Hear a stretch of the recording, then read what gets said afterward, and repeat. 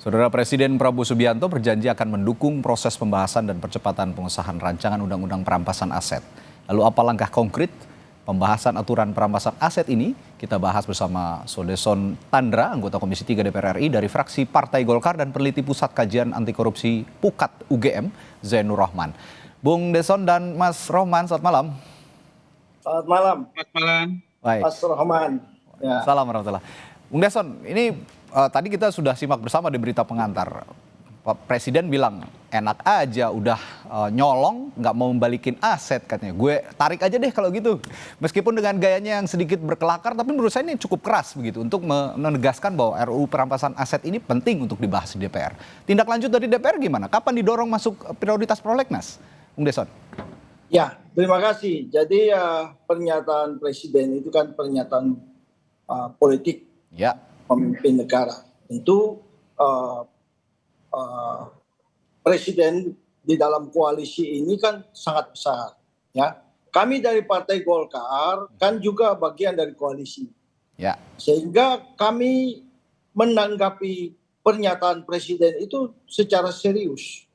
Dan kami mendukung penuh.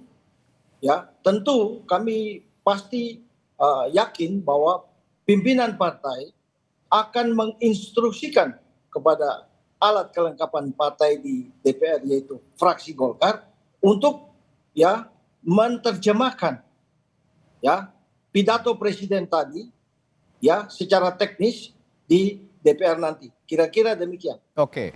Ini RUU ini kan sudah dibahas di periode lalu sebenarnya dan tadi juga oleh kolega Anda Bung Ahmad Doli Kurnia juga bilang ini sebenarnya sudah masuk prolegnas tapi belum ada di low list, belum ada jadi prioritas. Kendalanya di mana sih sejauh ini kenapa belum jadi prioritas?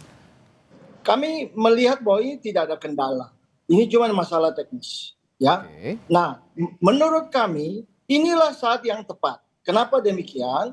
Karena kami khususnya di Komisi 3 lagi akan membahas ya 4 undang-undang yang penting. 1 KUHP, KUHAP, mohon maaf. Yang kedua Undang-Undang Kepolisian, yang ketiga Undang-Undang Kejaksaan, yang keempat adalah Mahkamah Agung. Oke. Ya, justru dengan adanya Undang-Undang Perampasan Aset, ya, hasil tindak pidana ini kan menjadi sinkron dan komplit. Ya kan, kita tidak bicara sektoral, tapi kita bicara ini secara komplit, komprehensif, sehingga memenuhi unsur tujuan hukum.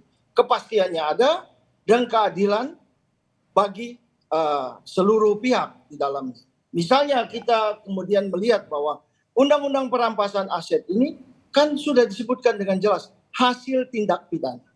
Ya kan, kita harus mengerti ini karena di dalam praktik ternyata banyak sekali terjadi bahwa sita itu kemudian kepada benda-benda yang kemudian diklaim bahwa itu bukan hasil tindak pidana. Atau kita bicara mengenai KUHAP ya. Jadi saya mau mundur sedikitnya. Antara perampasan aset dan sita ini kan dua hal yang berbeda, tetapi mempunyai hubungan, ya kan? Benda itu kemudian bisa dirampas kalau kemudian tindakan pertama adalah sita, kan begitu. Nah, jadi kemudian kalau kita bicara mengenai KUHAP, ya, definisi KUHAP itu kan sekarang sita itu kepada benda, ya hasil kejahatan atau benda yang digunakan untuk melakukan suatu kejahatan, ya kan? Nah, tujuan dari sita itu adalah pembuktian.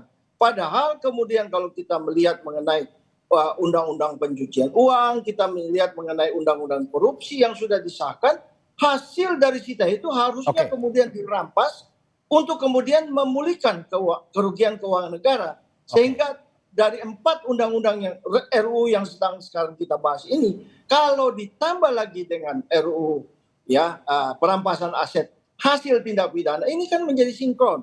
Ya kan?